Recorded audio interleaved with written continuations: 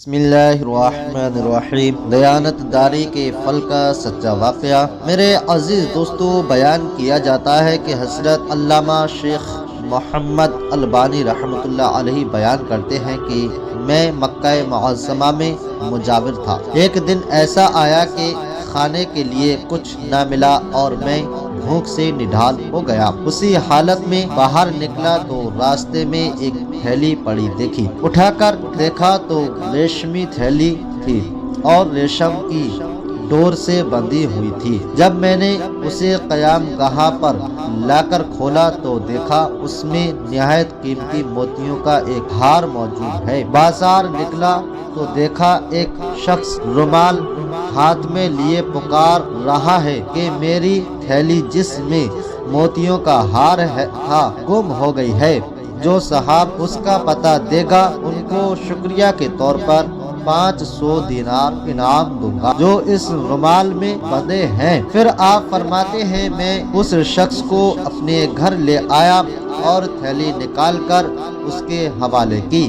وہ شخص بڑا ممنون ہوا اور حسب وعدہ 500 دینار پیش کیے، لیکن میں نے اس سے معذرت کی اور کہا کہ میں نے یہ کام رضا الہی کی خاطر کیا ہے۔ اجرت لے کر میں اپنا اجر ضائع نہیں کرنا چاہتا۔ تاہم اس شخص نے ان کو قبول کرنے پر بہت زور دیا، لیکن میں برابر انکار کرتا رہا، یہاں تک کہ وہ تنگ آ کر چلا گیا۔ اس واقعے کے بعد کچھ عرصے بعد میں نے مکہ معظمہ سے رخصت سفر باندھا اور ایک سمندری جہاز پر سوار ہو گیا۔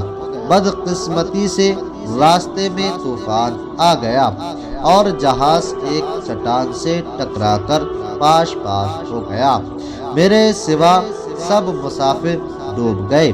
میرے بچنے کی یہ صورت ہوئی کہ تختہ میرے ہاتھ آ گیا اور میں اس پر بیٹھ گیا۔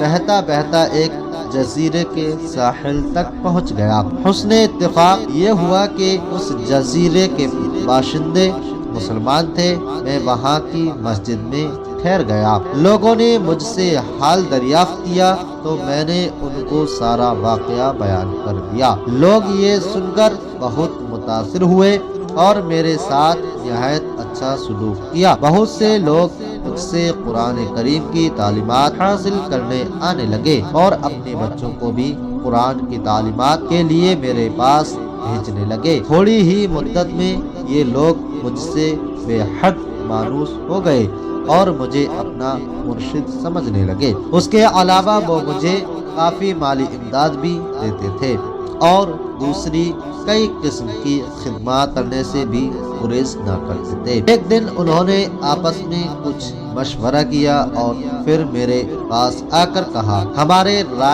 ہماری رائے یہ ہے کہ آپ شادی کر لیں اور یہاں مستقل قیام اختیار کر لیں۔ میں نے کہا جیسے آپ لوگوں کی خوشی۔ چنانچہ انہوں نے بتایا کہ ہمارے یہاں ایک مالدار یتیم لڑکی ہے۔ ہمارے خیال میں اس کے لیے آپ سے بہتر شوہر ملنا مشکل ہے۔ اگر آپ رضامند ہو تو اس سے آپ کا نکاح کر دیں۔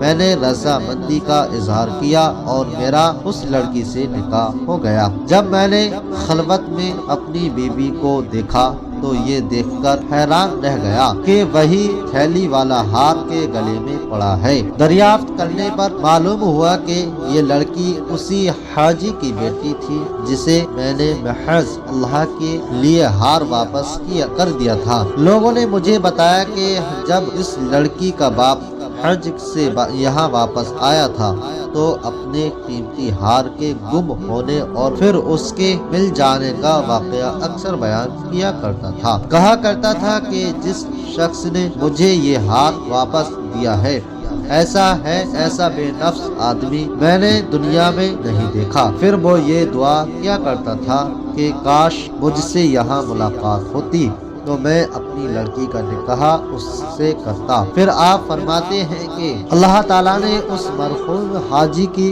دعا کو شرف قبولیت بخشا اور لڑکی کا میرے ساتھ نکاح ہو گیا اور اللہ پاک نے اس بیوی سے مجھے اولاد بھی نوازی۔ سبق اس واقعے سے ہمیں یہ سبق ملتا ہے کہ سچ ہے نیکی کا بدلہ ہمیشہ اچھائی سے ہی ملتا ہے اور برائی کا بدلہ ہمیشہ برائی سے ہی ملتا ہے۔